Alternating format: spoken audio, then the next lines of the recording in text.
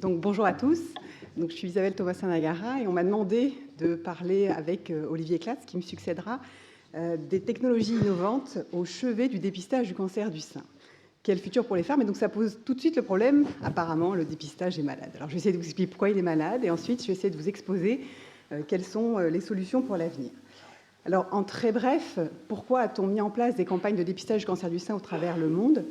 C'est suite à des études qui datent maintenant il y a 30-40 ans et qui avaient démontré sur des cohortes assez importantes de patientes que lorsque l'on mettait en place une campagne de dépistage du cancer du sein, on diminuait de la mortalité et le critère d'entrée principal, c'était l'âge des patientes. Et c'est pour ça que dans la plupart des pays européens, les campagnes de dépistage ont été adressées à des patientes entre 50 et 74 ans, qui étaient un groupe de patientes dans lequel cette diminution était significative. Pourtant, actuellement, on observe une vraie défiance des femmes vis-à-vis du dépistage.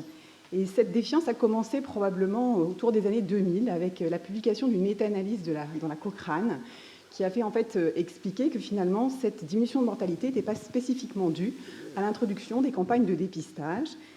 Et en fait, on a vu en fait fleurir à la suite de ces méta-analyses, ces entrevues publiées dans la Cochrane en 2003, 2011, 2013, de nombreuses publications avec, vous le voyez, une modification du rapport entre le nombre de publications favorables et défavorables, avec ici un pic où on avait plus de publications défavorables que de publications favorables. Et c'est vrai que tant que ça reste au niveau scientifique, nous, en tant que professionnels de santé au quotidien, ça nous touche assez peu vis-à-vis des patientes. Mais ces informations ont été reliées par une presse avec un beaucoup plus fort facteur d'impact au quotidien, avec toute cette presse qui a évidemment critiqué le dépistage et qui a donc fait aux patientes se poser beaucoup de questions.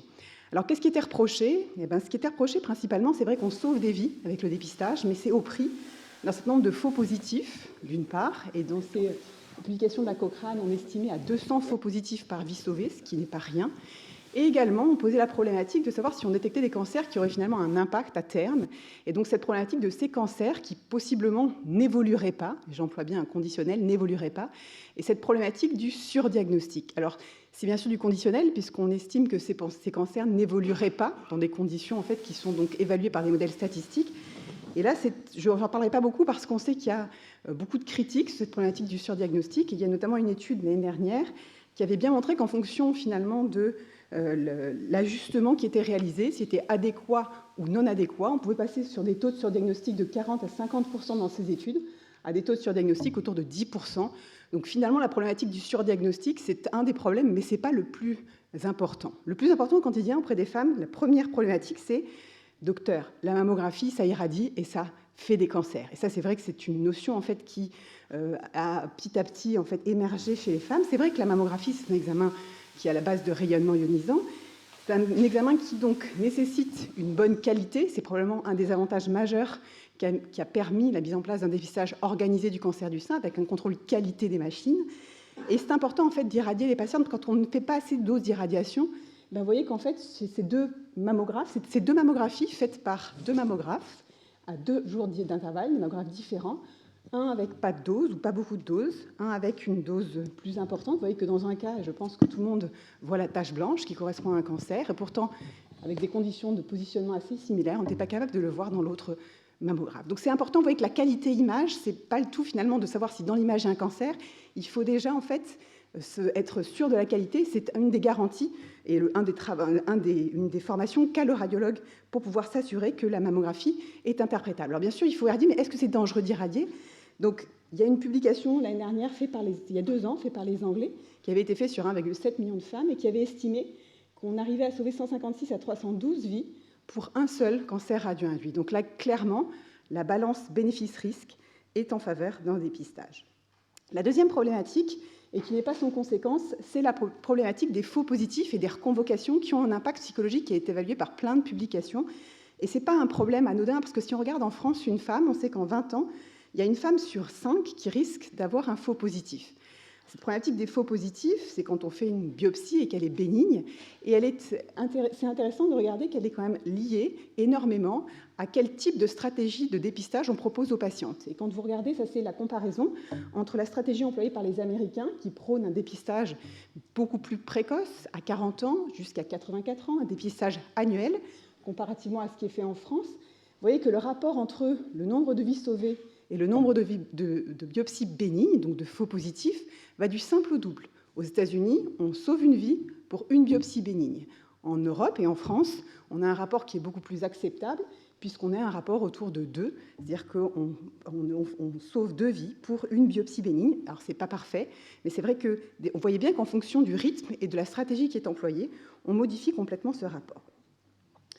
Alors, en bref, en France, c'est un problème de santé publique parce que ça touche la cible du dépistage du cancer du sein, c'est théoriquement 8,6 millions de femmes, avec un budget actuel qui est autour de 47 millions d'euros.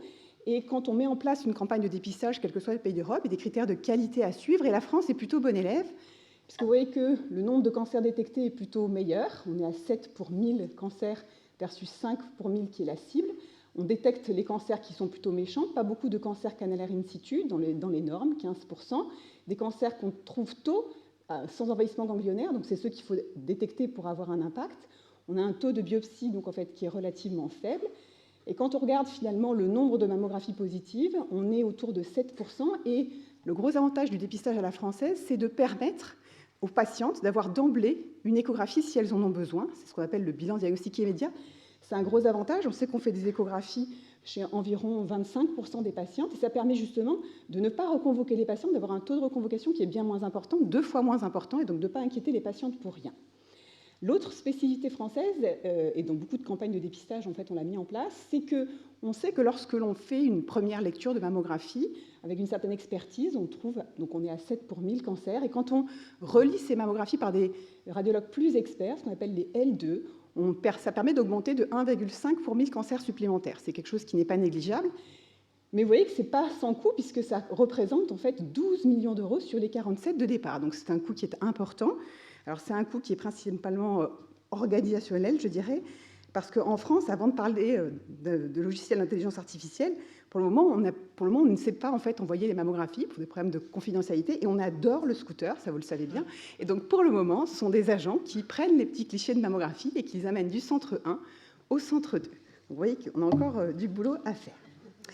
Alors, quelles sont les pistes, finalement, pour améliorer l'avenir du dépistage? Alors, vous allez voir que j'ai essayé de diviser en 3. Finalement, on va pouvoir essayer d'agir sur l'acquisition des images, savoir si on a des technologies qui permettent d'améliorer sensibilité et spécificité, parce que vous avez compris que, bien entendu, ces 2 facteurs doivent être absolument liés.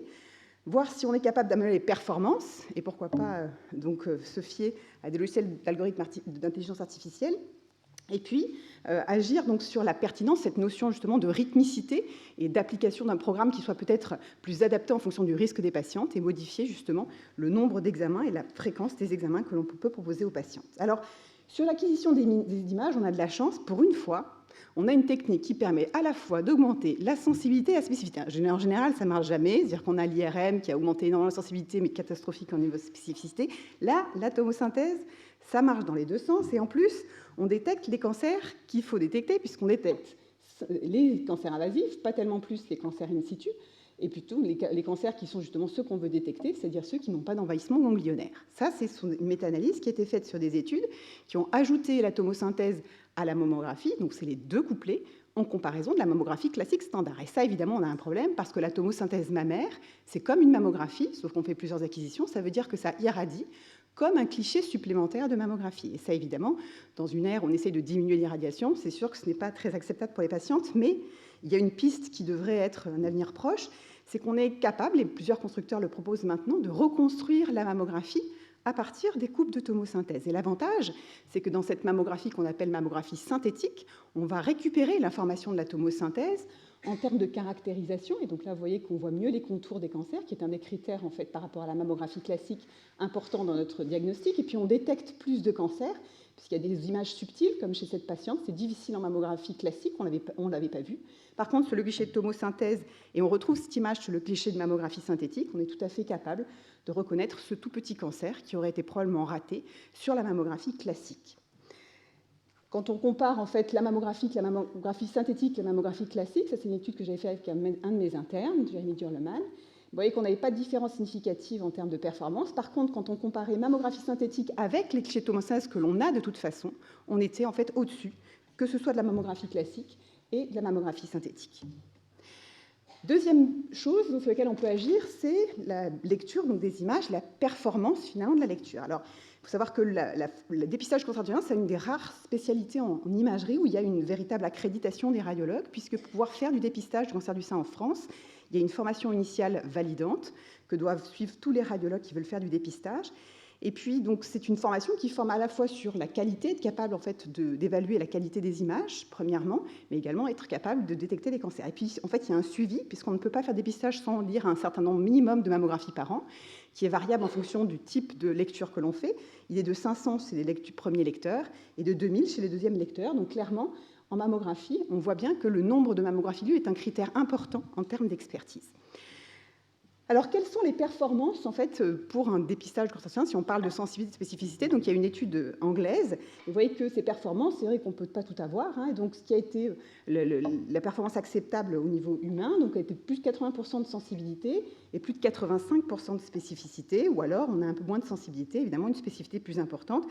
Et on peut imaginer, avec l'évolution, et vous connaissez probablement très bien cette slide de Stanford, que petit à petit, en fait, les logiciels d'intelligence artificielle ont fait des progrès et qu'on arrive en fait, à des performances, finalement, qui sont, donc, en fait, semble-t-il, puisqu'il va falloir valider tout ça, mais en tout cas, similaires, en fait, à l'œil humain. Et donc, comment pourrions-nous imaginer de former, puisqu'il va falloir former ces algorithmes, un petit peu comme on a formé peut-être différemment, mais en tout cas, ça va être dans le même esprit, pour pouvoir avoir des algorithmes performants pour le dépistage du cancer du sein. Donc, quels vont être les enjeux? Bon, on a parlé de qualité, donc ça, c'est sûr qu'il faudra se poser la question et que ces algorithmes soient aussi capables de détecter les bonnes mammographies à lire et d'éliminer les mammographies qui ne le sont pas, on en a parlé ce matin.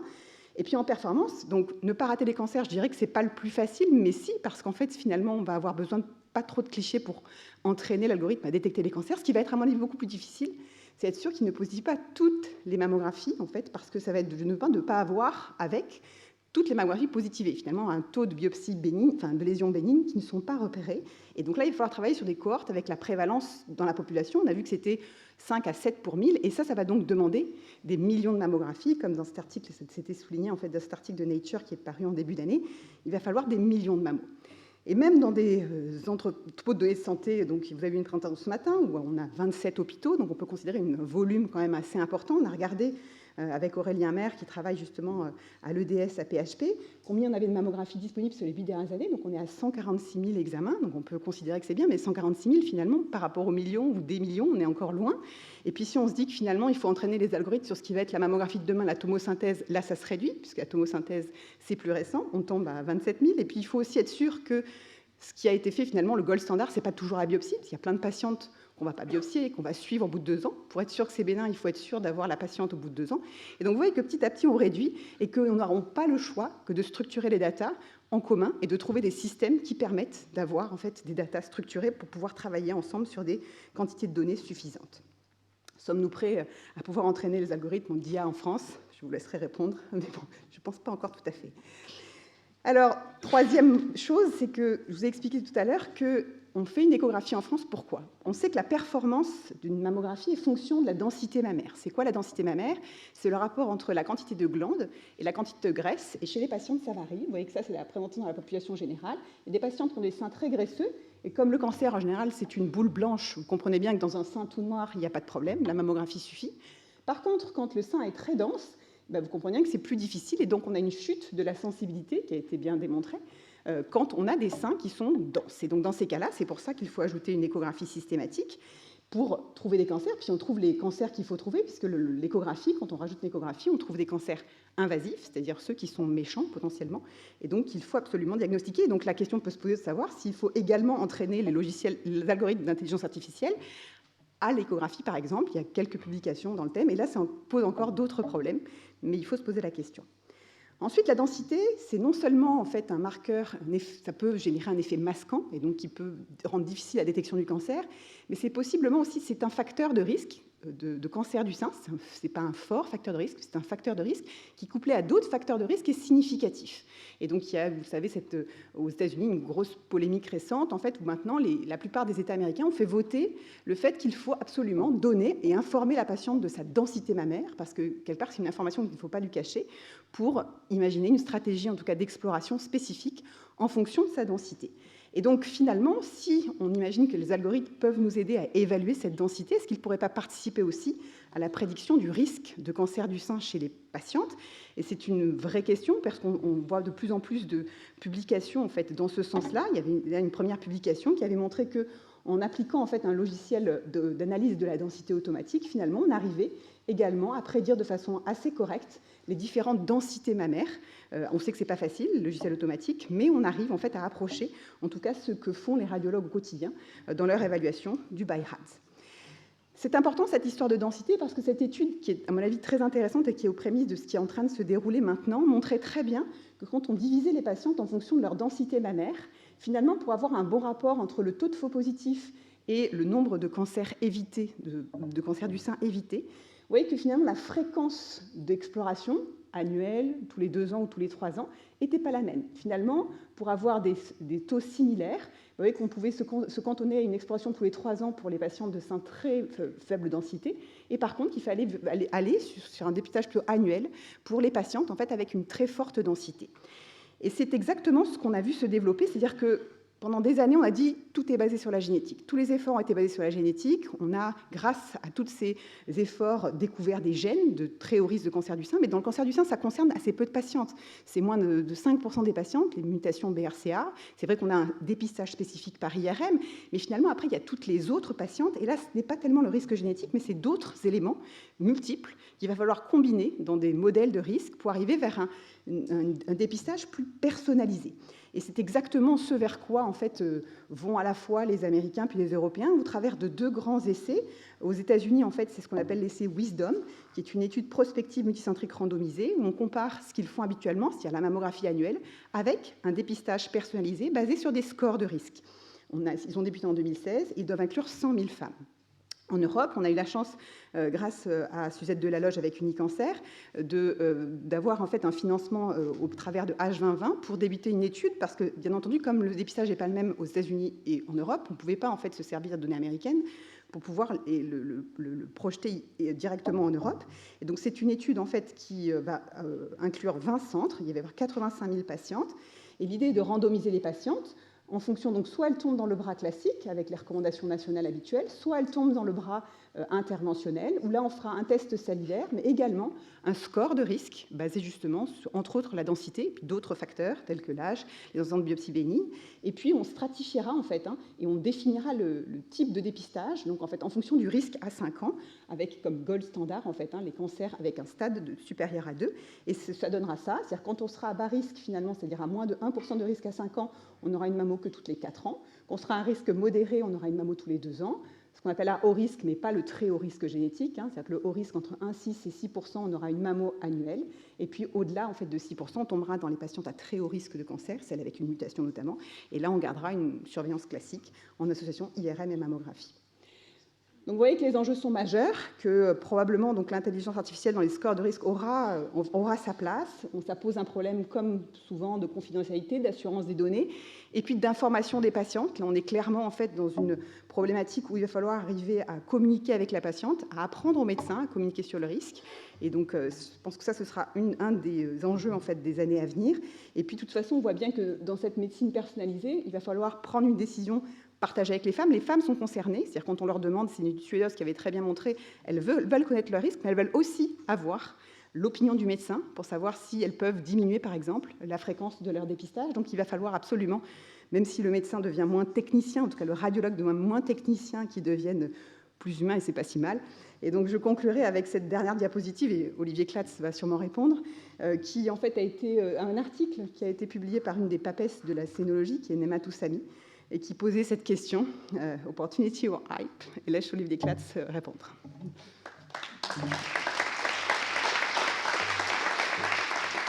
Alors justement, je voulais saluer la clairvoyance de Gérard, parce que donc ça, c'est une nouvelle qui date de bien après qu'il ait planifié le séminaire.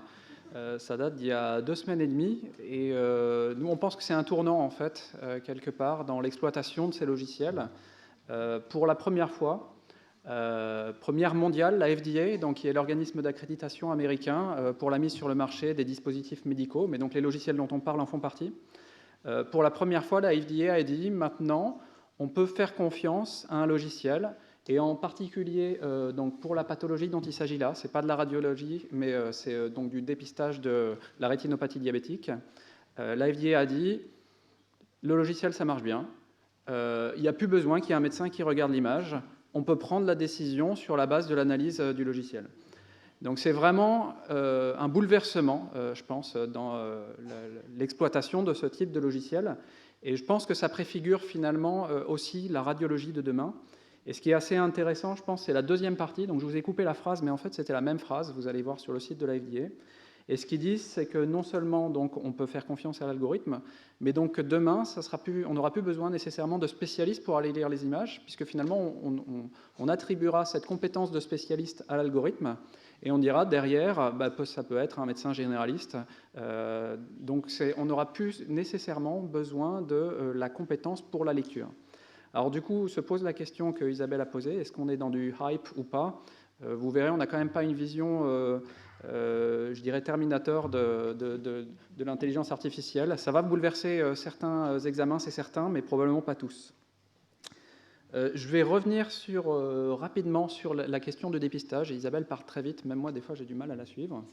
Donc je vais essayer de reposer certaines choses. La première, c'est quoi le but d'un dépistage, finalement? Donc un dépistage, c'est une population qui est asymptomatique. Donc vous avez a priori aucun symptôme. On vous appelle. Et le but de dépistage, c'est de faire 2 paquets, grosso modo. Un paquet de patientes où on dit, là, on pense qu'il n'y a rien, et un autre paquet de patientes où on dit, là, il y a un examen suspect. Ce qui est important de comprendre, c'est quand on vous dit que l'examen est suspect, ça ne veut pas dire que vous avez forcément un cancer. Au contraire, d'ailleurs, les statistiques montrent que vous avez encore peu de chances de développer un cancer. Par contre, il y a quelque chose de suspect, et donc ce qu'on veut, c'est maximiser dans ce paquet la probabilité de trouver des cancers, et on ne veut pas lever trop de fausses alarmes, parce qu'évidemment, sinon, ça devient un problème. Donc quand Isabelle vous a parlé de sensibilité et spécificité, au final, comme on voit qu'on est dans un compromis, on utilise ce genre de graphes. Donc on les a vus pas mal de fois, mais je vais essayer de vous expliquer concrètement comment ça marche, ces graphes-là. Donc sur l'axe vertical, vous avez le taux de vrais positifs. Donc les vrais positifs, c'est le pourcentage de cancers qui sont effectivement trouvés. Donc là, ce qu'on cherche, c'est on cherche à être le plus haut possible sur cet axe-là. Et sur l'axe horizontal, vous avez le taux de faux positifs. C'est l'opposé de la spécificité que vous avez vu tout à l'heure. Et donc évidemment, donc ces faux positifs, c'est les fausses alarmes. Ce qu'on veut, c'est minimiser le nombre de fausses alarmes. Idéalement, on est à 0. L'algorithme idéal, il se trouve tout en haut à gauche. Il trouve l'algorithme ou n'importe quel examen, en fait, finalement, se trouve en haut à gauche. 100% des cancers sont trouvés et aucune fausse alarme n'est levée. Donc ça, c'est l'idéal. Et pour bien comprendre complètement ce graphe, il faut comprendre aussi ce que moi j'appelle la diagonale du hasard. C'est-à-dire que si vous, par exemple, si vous dites que tout le monde a un cancer, vous allez trouver tous les cancers, mais ce n'est pas terrible parce que vous allez lever 100% de fausses alarmes. Donc là, vous êtes dans le coin qui se trouve en haut à droite. Vous pouvez tenir le raisonnement complètement inverse en se trouvant dans le coin en bas à gauche en disant que personne n'a de cancer. Et si finalement vous lancez une pièce en l'air, vous êtes à peu près au milieu du graphe. Et donc vous pouvez, en prenant une décision au hasard, vous trouver n'importe où sur cette diagonale du hasard. Et le but, c'est de s'en éloigner évidemment le plus loin possible et d'aller vers le coin en haut à gauche. Et donc finalement, c'est le but des radiologues, c'est notre but à nous aussi, en tant qu'algorithmiciens, c'est d'arriver à développer des méthodes qui permettent à la fois de trouver plus de cancers et de lever moins de fausses alarmes. Et donc vous allez voir, ça va être un peu le fil rouge de ma présentation, c'est de vous amener dans ce graphe et de vous expliquer où est-ce qu'on est aujourd'hui et comment nous, on essaye d'améliorer les choses. Donc comment fonctionnent aujourd'hui les radiologues? Vous avez compris, on a des campagnes où on propose à toutes les femmes de venir et de faire cet examen de mammographie. Et ensuite, donc, on a ce type d'examen qu'Isabelle a montré. Donc là, on est sur un cas qui est relativement facile, normalement. Pour les médecins dans la pièce, ça ne devrait pas être une difficulté. Mais comme on l'a dit, c'est un examen qui est assez subtil. Quand l'examen n'est pas aussi facile que ce que vous avez à l'écran, les radiologues, aujourd'hui, sont parfois justement devant ce doute. Et ce doute peut conduire à trop de faux positifs, trop d'alarmes lancées parce que finalement, on ne sait pas trop. Donc les Américains ont créé des grilles de lecture qui ressemblent très fortement à ce que nous, algorithmiciens, on a pu faire dans le passé. C'est-à-dire qu'ils ont créé des descripteurs qui caractérisent finalement chacune des anomalies qui sont les signatures des cancers. Donc c'est ce que vous avez là, typiquement. Donc Isabelle en a parlé, la composition du sein, c'est un facteur d'influence. Il y en a qui sont beaucoup plus importants, comme la présence de masse ou de microcalcification. Et sur la base de ces critères, les Américains ont créé une sorte de scoring donc, qui s'appelle le BI-RADS et qui est donc sur la base de l'image entre 1 et 5. Et donc un examen positif ou négatif, c'est un seuil sur ce score finalement. Donc où est-ce qu'on en est aujourd'hui?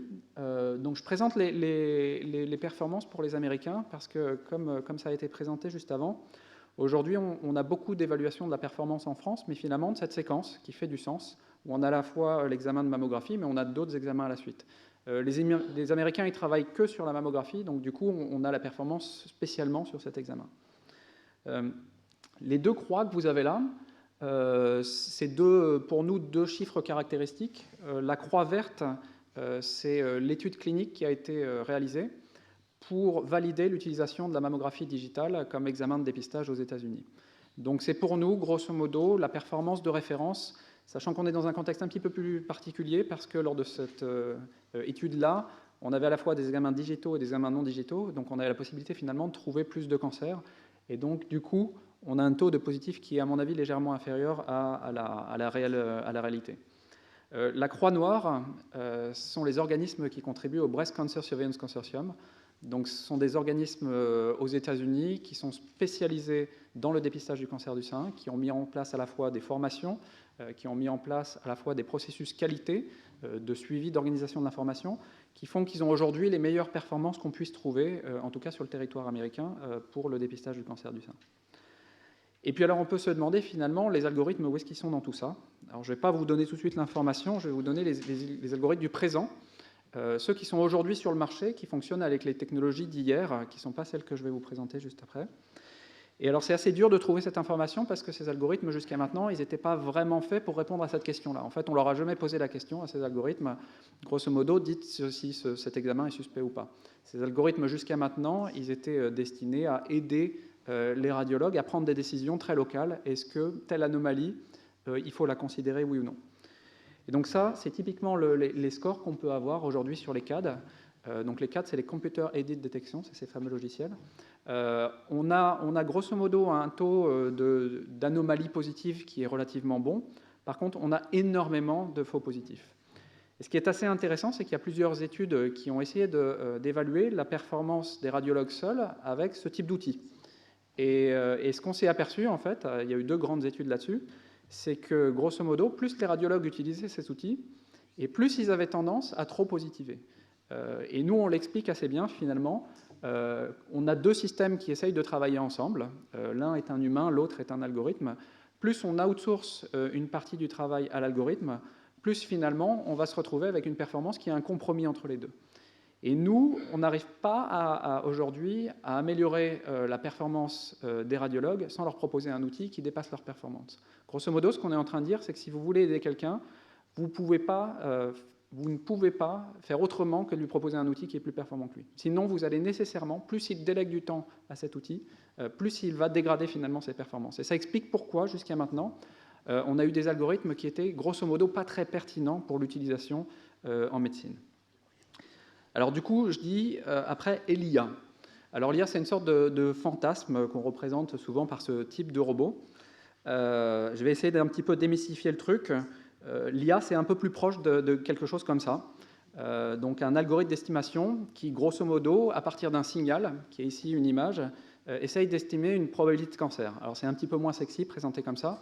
Malheureusement, ça ressemble plutôt à ça en vrai quand on en fait qu'au truc qu'il y avait derrière. Pour ceux qui ne connaissent pas le mot algorithme, il y a Gérard qui est un fan de répondre à cette question, donc n'hésitez pas. Donc du coup, toute la question, c'est comment on fait pour estimer cette fonction f, parce que ce petit f là, c'est toute l'IA du monde en fait, grosso modo. F majuscule. Donc la manière dont on fait pour estimer ce f, c'est qu'on fournit des exemples avec un a priori sur la fonction. Et donc, on a un certain nombre de données dont on connaît la vérité. Donc, on a des images, on a la caractérisation sur cette image, est-ce qu'on a un cancer, oui ou non. Et puis, donc, on essaye d'estimer cette fonction. Et ça, l'IA d'hier et d'aujourd'hui, finalement, elle fonctionne à peu près pareil. Donc, on essaye de minimiser une erreur. Donc, grosso modo, ce critère d'erreur, en général, on prend quelque chose qui est de 0 lorsqu'on fait la bonne prédiction, et puis qui est une grande valeur quand on s'éloigne de la vraie valeur. Et donc, du coup, on essaye de minimiser cette erreur sur la population. Et donc, ce qui s'est passé, c'est que historiquement, cette fonction f, elle était développée à la main. C'est-à-dire que moi, je suis ancien chercheur. Il y a quelques années de ça, ce qu'on faisait, c'est qu'on essayait de créer des descripteurs à la main en reprenant finalement ce que faisaient les radiologues. On se disait, voilà, un foyer de microcalcification, c'est des petits points qui clignotent, un petit point, comment je vais le caractériser. Et on développait à la main ces descripteurs. Et on avait une dimensionnalité qui était assez faible finalement dans cette fonction f. L'ordre de grandeur pour f, c'était quelques centaines à quelques milliers de paramètres. Et donc cet algorithme de minimisation, son but, c'était de venir faire évoluer chacun de ces petits paramètres pour essayer d'optimiser cette fonction de coût et de minimiser cette erreur. La révolution dont on parle aujourd'hui dans les journaux, elle n'a pas grosso modo changé l'équation ici, elle a changé la fonction f. Le court tournevis qu'on mettait une centaine de fois avant dans les algorithmes du passé, aujourd'hui on est sur des fonctions qui sont paramétrées avec beaucoup plus de paramètres. Grosso modo, on est entre des centaines de milliers et des millions de paramètres. Et donc on a l'obligation de mettre beaucoup plus de données dans l'algorithme pour apprendre ces fonctions qui sont de beaucoup plus grande dimensionnalité. Et ce qui est assez paradoxal, ce qui est magique, ce qu'on n'a encore pas vraiment bien expliqué, c'est que, grosso modo, on a augmenté de beaucoup plus les degrés de liberté qu'il y a dans ces fonctions que le nombre de données qui étaient à disposition. Et un peu par magie, ça continue de marcher. Donc, du coup, ce qui s'est passé, c'est que les gens se sont dit, mais finalement, en fait, toute la clé, elle ne se trouve plus du tout dans la fonction f, mais elle se trouve dans les données. Donc, nous, on a affaire à des gens, aujourd'hui, qui ont l'impression qu'ils sont assis sur des tas d'or, et que ces données, finalement, c'est vraiment toute la clé du système, et qu'il n'y a plus besoin du tout de mettre d'intelligence dans la fonction f, comme on a fait avant, mais de mettre beaucoup plus d'intelligence dans l'acquisition des données. Alors, ce n'est pas complètement faux, mais la réalité des choses, nous, quand on observe les données aujourd'hui, c'est que ça ressemble plutôt à ça. La recherche de l'or, c'est grosso modo, c'est pas donné direct, il faut vraiment mettre les mains dedans, et que finalement, on est vraiment à la recherche de l'aiguille dans la botte de foin. Et pour vous donner un ordre de grandeur, nous, sur les travaux qu'on fait aujourd'hui, on est passé de données de quelques milliers à quelques centaines de milliers. On a gagné 2% d'erreurs en amélioration, en passant de quelques milliers à quelques centaines de milliers. Par contre, en travaillant sur la fonction f, on a gagné plusieurs dizaines de pourcents dans les scores que je vais vous montrer juste après. Donc, grosso modo, nous, ce qu'on pense, c'est qu'il faut quand même mettre pas mal d'investissement dans la matière grise, encore aujourd'hui. Contrairement à ce qu'on peut penser, toute la valeur n'est pas forcément dans la donnée. Et finalement, en fait, plus on travaille avec ces données, et plus on s'aperçoit qu'on est dans un rôle de reproduction de plus en plus de ce que font les radiologues. C'est-à-dire, plus on comprend, et finalement, on essaye de donner de l'a priori à l'algorithme, et d'aller finalement lui demander d'observer ce que les radiologues observaient, et plus on améliore nos algorithmes. Donc c'est un petit peu une remise en cause de l'IA. L'IA, c'est pas magique, et plus on guide l'IA vers aujourd'hui le raisonnement du radiologue, et aujourd'hui encore, on progresse avec ce type de raisonnement.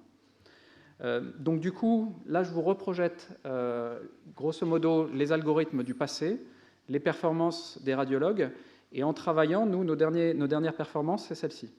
Donc là, ce que vous avez, alors vous avez une courbe continue, parce que nous, on sort un score.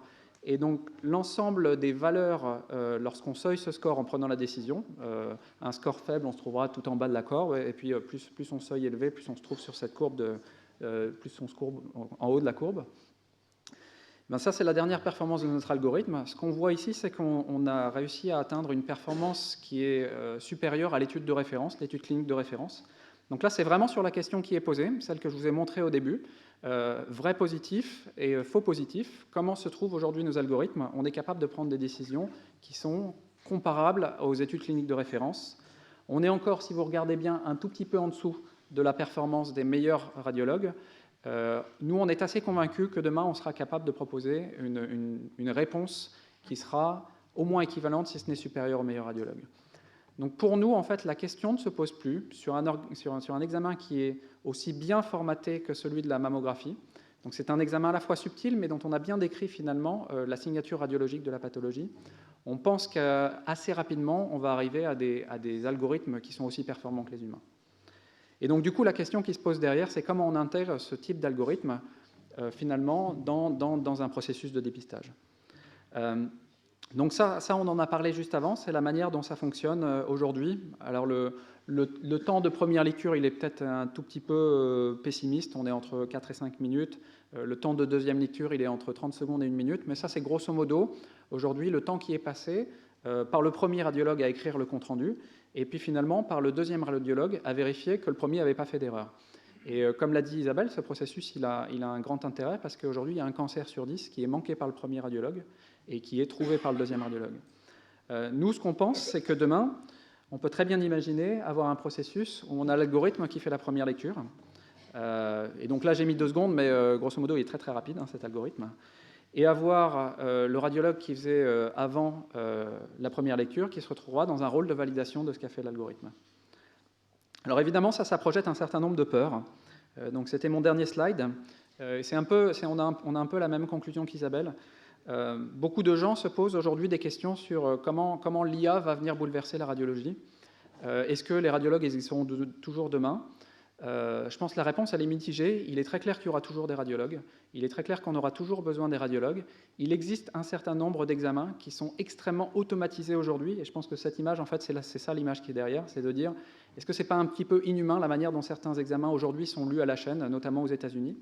Et est-ce que ce n'est pas une bonne nouvelle que ces examens-là très précis se retrouvent pris en charge par des algorithmes, avec des humains derrière, et que derrière, les humains puissent libérer du temps pour passer du temps avec le patient? On sait que c'est important.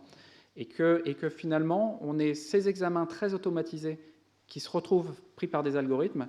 Et une grande partie des examens, ce qu'on ne voit pas aujourd'hui en radiologie, c'est qu'une grande partie des examens ne sont pas des examens qui sont aussi formatés que ce que je vous ai montré là. Et que d'un point de vue industriel, de la même manière qu'il n'est pas pertinent d'aller faire des robots pour faire toutes les tâches manuelles du monde, parce que grosso modo, on en met dans les usines pour les choses qui sont faites à la chaîne, mais ce qui est beaucoup plus variable, on ne va pas faire des robots pour ça. Ça sera probablement à peu près la même chose en radiologie. Il y a des examens qui sont très standardisés, ceux-là vont être très automatisés, et puis il y a beaucoup d'examens qui le sont beaucoup moins, et ceux-là, on gardera des radiologues pour les interpréter derrière. Merci.